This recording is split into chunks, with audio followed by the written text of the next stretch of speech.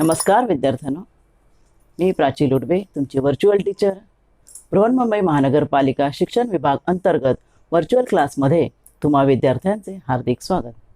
मुलांनो, कोविड-19 कालावधीत शाळा बंद असल्या तरी तुमचे शिक्षण चालू राहावे यासाठी बृहन्मुंबई महानगरपालिकेने तुम्हाला घरी बसून दर्जेदार शिक्षण मिळावे या हेतूने एज्युकेशन फॉर ऑल इनिशिएटिव्ह अंतर्गत BMC एज्युकेशन हे चॅनेल सुरू केले आहे.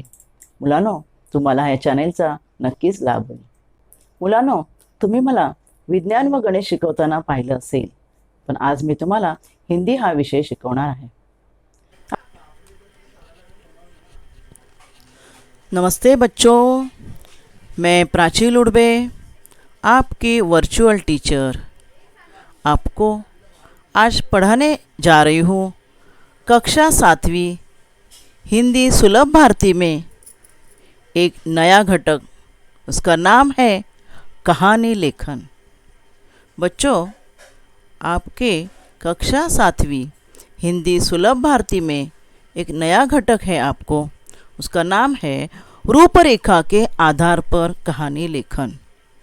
रूपरेखा के आधार पर कहानी लेखन, इसका मतलब क्या है की हमें कुछ मुद्दे दिए जाते हैं, ज्याला आपण मराठीमध्ये मुद्द्यावरून गोष्ट लिहिणे असे म्हणतो. जो मुद्दे दिए जाते हैं या संकेत दिए जाते हैं और उन संकेतों को जोड़कर हमें कहानी लिखनी होती है. वैसे कहानी लिखना अपने आप में बहुत बड़ी कला है, इतनी आसान नहीं है ये बात. बारीक बातों को ध्यान में रखकर कहानी लिखनी चाहिए. एक अच्छी कहानी लिखने के लिए जिन बातों पर ध्यान देना आवश्यक है, और कौन सी बातें हैं? वो बातें ऐसी है कि कहानी की रूपरेखा अपने दिमाग में ठीक से बैठनी चाहिए. और इस कहानी की रूपरेखा को अपने दिमाग में ठीक से लाने के लिए जो संकेत दिए जाते हैं, जो मुद्दे दिए जाते हैं, उन्हें हमें ठीक से पढ़ने चाहिए. कहानी का मुख्य विषय क्या है, इसे शुरू से अंत तक हमें भूलना नहीं चाहिए. कहानी आरंभ करने के बाद उसका ठीक ढंग से विकास होना चाहिए. इसका ध्यान रखना है कि कौन सी बात पहले आनी चाहिए, कौन सी बात बाद में आनी चाहिए, इसका हमें ध्यान रखना है.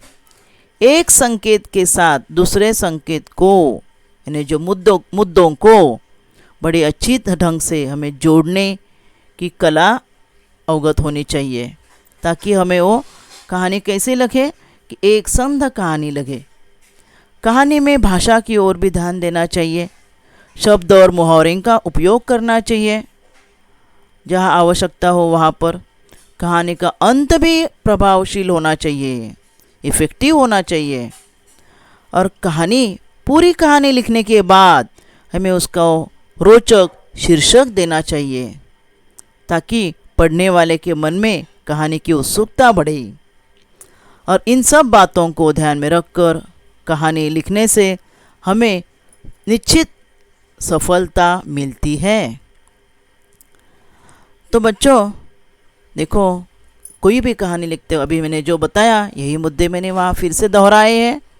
दी गई रूपरेखा अथवा संकेतों को ध्यान से देखना चाहिए और उनका विस्तार हमें करना है. कहानी में विभिन्न घटनाओं और प्रसंगों को संतुलित विस्तार देना चाहिए.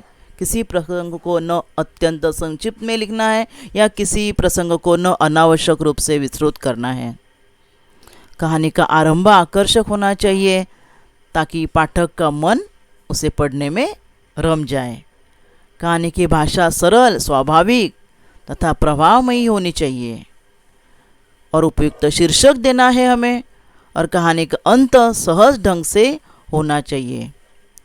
यहाँ ध्यान देने की बात है कि कहानी रोचक और स्वाभाविक होनी चाहिए. घटनाओं का पारस्परिक संबंध होना चाहिए. भाषा सरल होनी चाहिए और कहानी से कोई न कोई हमें उपदेश मिलना चाहिए. समझे बच्चों? और कहानी को अंत में शीर्षक बहुत आवश्यक है. तो ये जो बातें हैं अभी मैंने बताई, उन सब बातों को ध्यान में रखकर दिए हुए मुद्दों से आधारित हमें कहानी लेखन करनी है. तो देखो यहाँ लिखा है स्टोरी राइटिंग, और भी मैंने कुछ पॉइंट्स दिए हैं स्टोरी लिखने के लिए आवश्यक। सूचनाओं का आशय ग्रहण करना चाहिए, सूचना क्या है उनको हमें सूचनाओं को पढ़ना चाहिए, क्योंकि उसी के मुताबिक हमें स्टोरी लिखनी है, यह इसका ज्ञान अवगत होना है।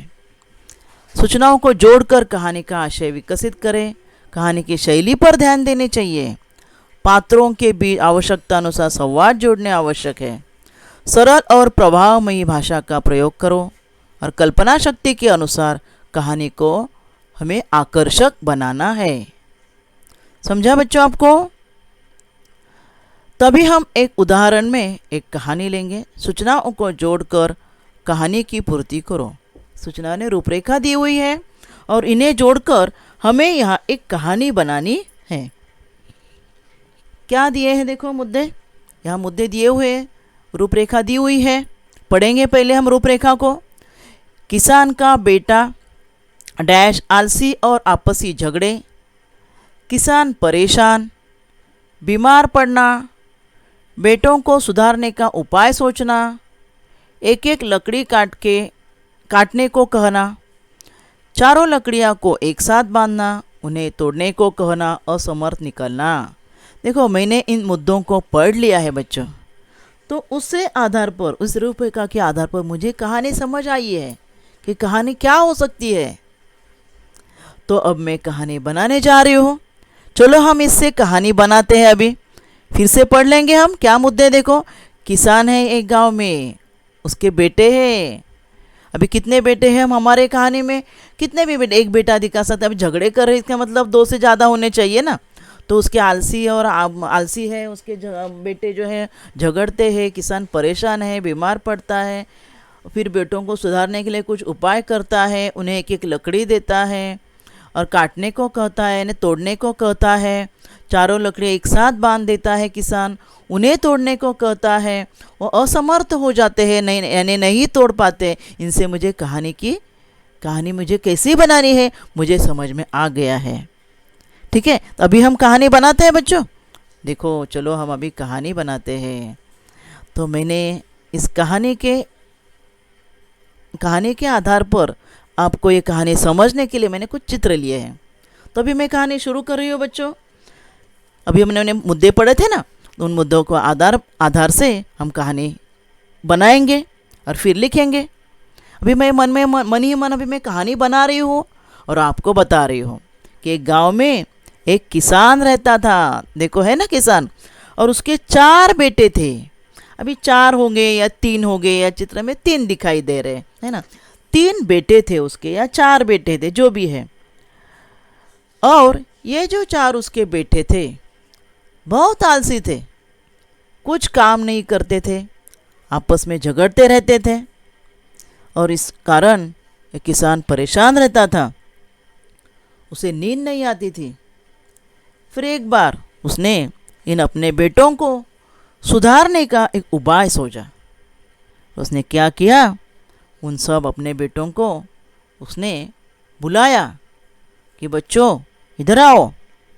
और उसने क्या किया, किसान ने उन्हें एक एक लकड़ी दी, उनके हाथ में एक एक लकड़ी दी, और उन्हें क्या कहा कि इस लकड़ी को तोड़ो।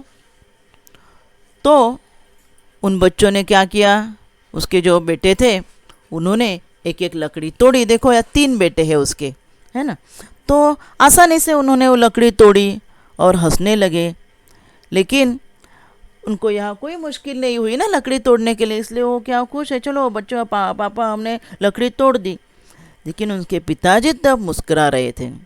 पिताजी की मुस्कान का उन्हें कुछ अर्थ नहीं समझा, उन्हें कुछ अर्थ समझा नहीं। तो आपके अपने पिताजी क्यों हंस रहे हैं कम लकड़ी तोड़ने के बाद? अब किसान ने क्या किया, किसान ने अभी फिर से उसके पास और जो दूसरी लकड़ियाँ थी वो लकड़ियाँ लाकर उन्हें एक रस्सी से बांध दिया। देखो ये चित्र में दिखा है कि दूसरी और लकड़ियाँ लाई, एक रस्सी ली और रस्सी से उन्होंने उन लकड़ियों को बांध दिया। पहले तो लकड़ियाँ उन्होंने तोड़ दी थी ना, तो दूसरी लकड़ियाँ लाकर उन्हें बांध दिया।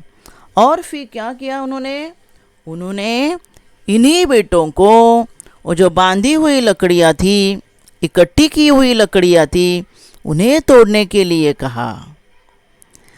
तो किसान के बच्चे वो लकड़ियाँ नहीं तोड़ पाए। उन्हें लकड़ियाँ जो बांधी हुई थी, इकट्ठी थी, संगठित थी, उन्हें तोड़ने की बहुत कोशिश की, लेकिन वो नहीं तोड़ पाए। तो अब देखो, एक पहले बेटे ने कोशिश की, अभी दूसरा बेटा कोशिश कर रहा है ना। तो अभी उनके पिताजी ने उन्हें कहा कि देखो बच्चों, ये जोड़ी हुई संगठित हुई जो लकड़ियाँ हैं उसे आप नहीं तोड़ पा रहे हैं। जो एक एक करके लकड़ी मैंने आपको दी थी वो आपने तोड़ी हर एक ने, लेकिन ये संगठित की हुई लकड़ियाँ क्यों नहीं टूट रही है? उन्होंने कहा क्योंकि संगठित की हुई लकड़ियों में बहुत शक्ति आ गई है, शक्ति इकट्ठी हुई है, इसलिए उसे तुम नहीं तोड़ पा रहे हैं। बराबर ना। तो संगठन, इन लकड़ियों के संगठन में जैसी शक्ति है, वैसे बच्चों अगर आप संगठित रहे, देखो अभी वो अपने बच्चों को समझा रहा है, अगर आप तीनों संगठित रहे तो आपको भी कोई तोड़ नहीं पाएगा। तोड़ नहीं पाएगा यानी संसार में तुम्हें कोई हरा नहीं पाएगा।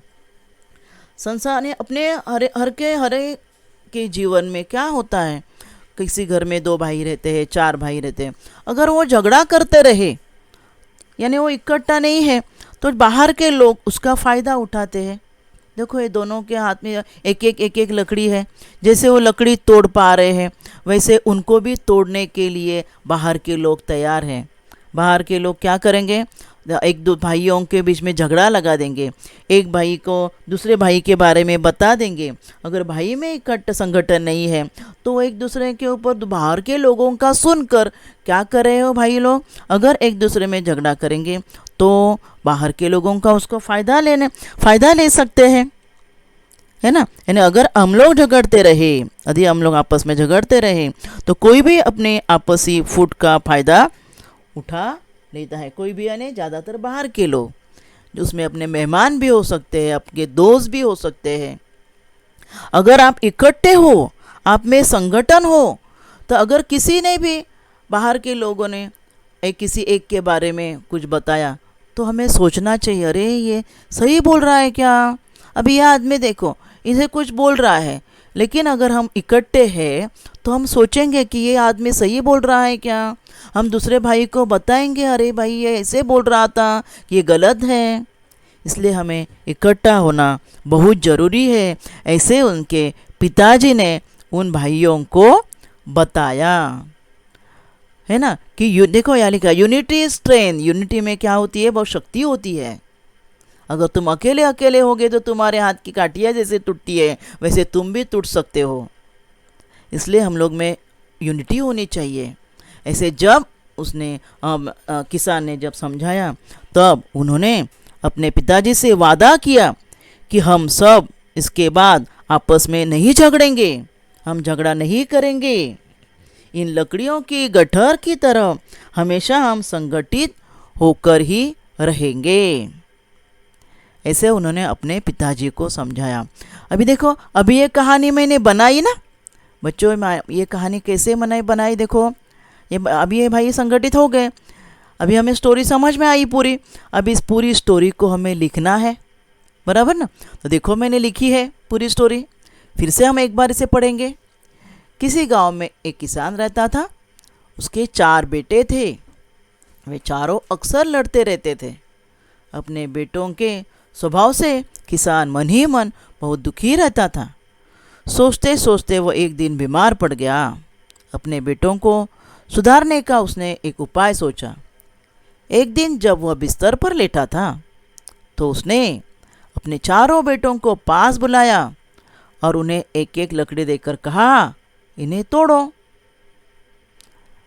एक एक कर कर उन चारों ने अपनी अपनी लकड़ी तोड़ दी। किसान ने मुस्कुराते हुए चारों को देखा। पिताजी की मुस्कान का अर्थ उन चारों की समझ में नहीं आया। अब किसान ने अपने पास से 4 दूसरी साबुत लकड़ियाँ और एक रस्सी निकाली। उसने अपने बड़े बेटे को पास बुलाकर चारों लकड़ियों को रस्सी से बांधने के लिए कहा। अब किसान ने उन चारों से उसे तोड़ने को कहा। उन सभी ने बारी बारी से उस लकड़ियों के गट्ठर को तोड़ने की कोशिश की, लेकिन कोई तोड़ न सका, क्योंकि वो लकड़ियाँ संगठित थी ना। इसलिए किसान ने कहा, संगठन में बहुत शक्ति होती है। यदि तुम लोग आपस में मिलकर रहोगे तो संसार में तुम्हें कोई हरा नहीं पाएगा। यदि आपस में झगड़ा करते हुए अलग अलग रहोगे तो कोई भी तुम्हारी आपस की फूट का फ़ायदा उठा लेगा। चारों बेटों ने अपने पिता से यह वादा किया कि वे अब कभी भी आपस में झगड़ा नहीं करेंगे और इन लकड़ियों की गट्ठर की तरह हमेशा संगठित होकर रहेंगे। अभी मैंने क्या कहा आपको, स्टोरी बनाई हम लोगों ने, लेकिन स्टोरी बनाने के बाद क्या करना है, स्टोरी से हमें सीख मिली। क्या सीख मिली? आखिर में देखो कि हमें संगठित रहना है, ये सीख मिली। और अभी हमें शीर्षक देना है स्टोरी को।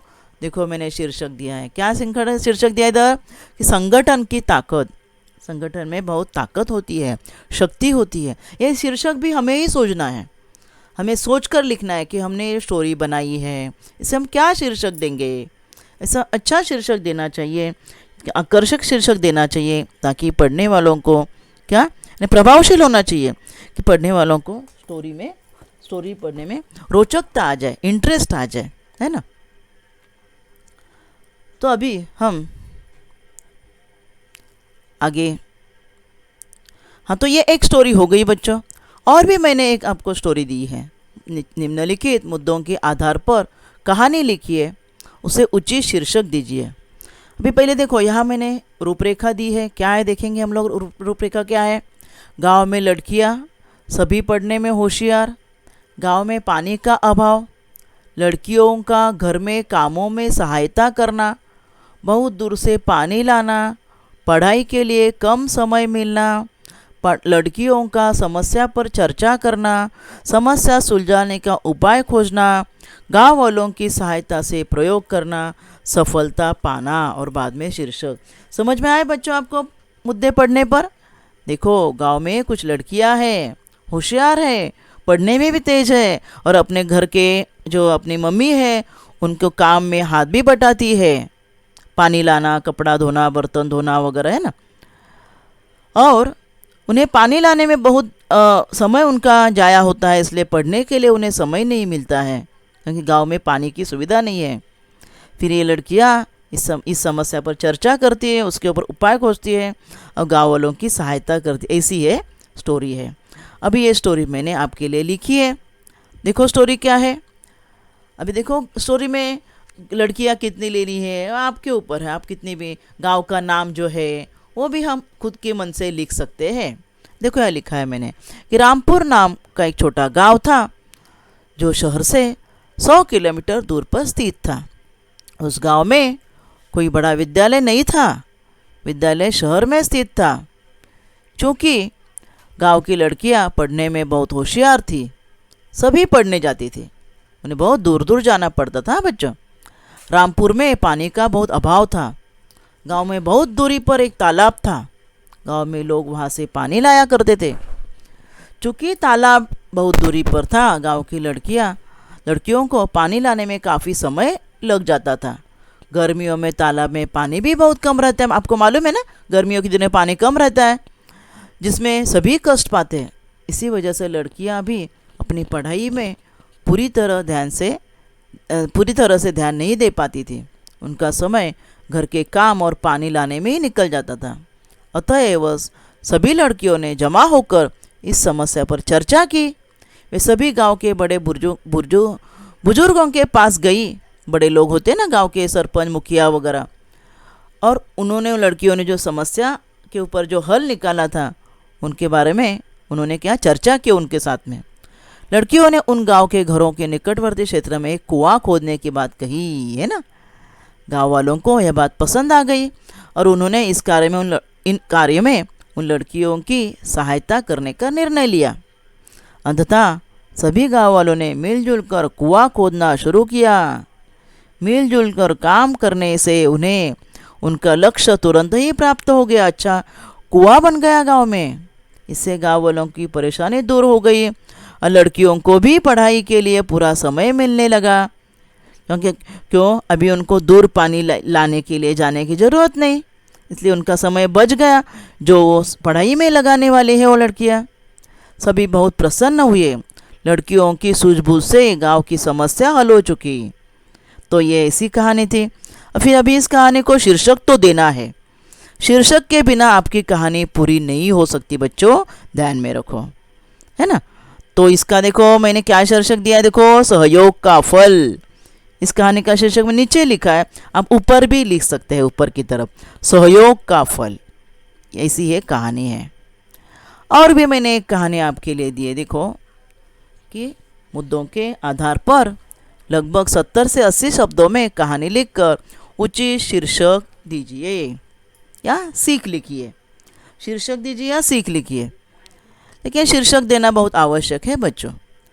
किसी गांव में अकाल पड़ गया, सॉरी मैं मुद्दे पढ़ रही हूँ। किसी गांव में अकाल, दयालु जमींदार द्वारा रोज लोगों को रोटियां बांटना, एक बालिका का छोटी रोटी लेना, घर जाना, रोटी तोड़ना, रोटी में सोने का सिक्का निकलना, लड़की का जमींदार के पास जाना, सोने का सिक्का लौटाना, इनाम पाना। समझा बच्चे आपको।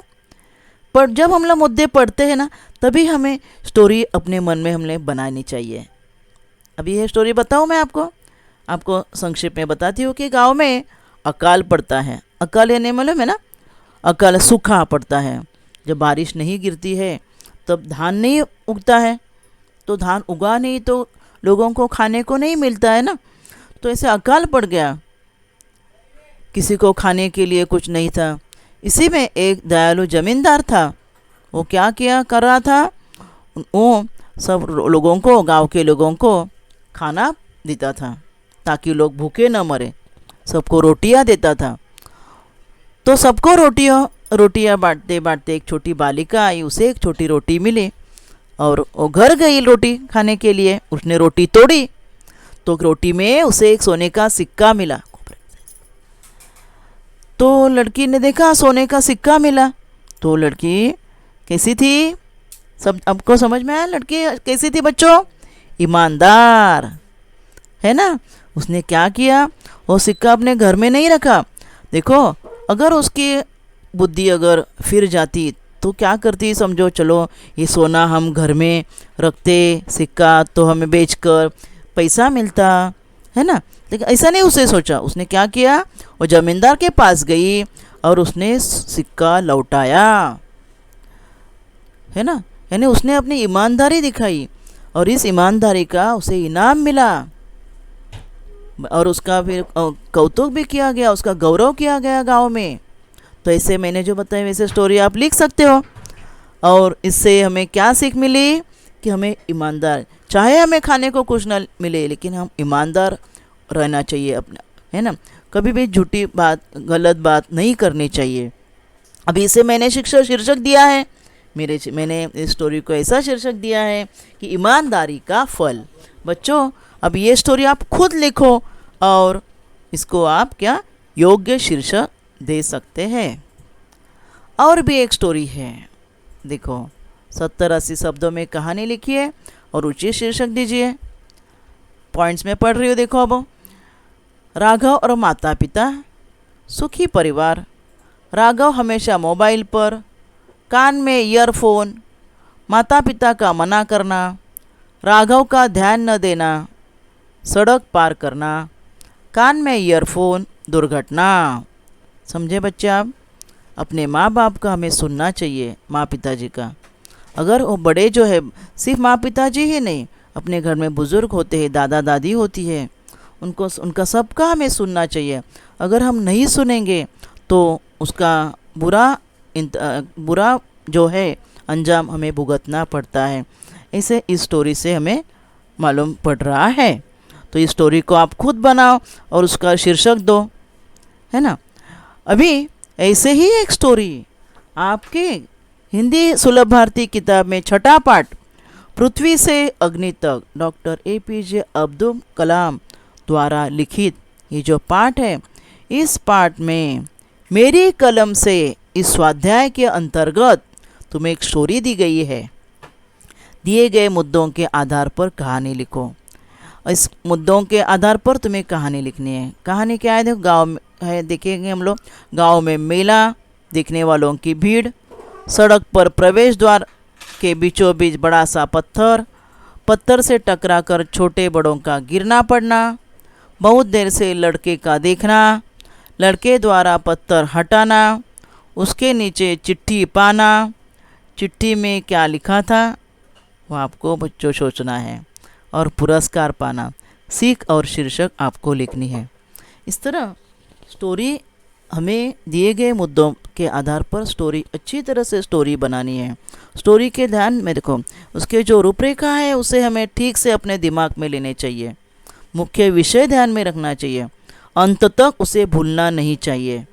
और एक रोचकदार स्टोरी आप बच्चे बना सकते हैं कि नहीं, और उसे अच्छा सा शीर्षक भी दे सकते हैं। तो चलो, आपके लिए मैंने 3 स्टोरियाँ दी है। उन्हें ये वीडियो देखने के बाद इन स्टोरियों के जो मुद्दे हैं उसे वीडियो को आप रुका सकते हो, रुका कर मुद्दे लिखो और उनके ऊपर आधारित हम स्टोरी आप लिख सकते हैं कि नहीं। तो बच्चों, आज इस पाठ में हम यही रुकेंगे। धन्यवाद। आज आपण या भागात इथेच थांबूया। माझा व्हिडिओ आवडला असेल तर लाईक करा, शेअर करा आणि BMC एज्युकेशन चॅनेलला सबस्क्राईब करा। तसेच बेल आयकॉन प्रेस करा की ज्यामुळे तुम्हाला नवीन नवीन व्हिडिओचे नोटिफिकेशन्स मिळतील। धन्यवाद।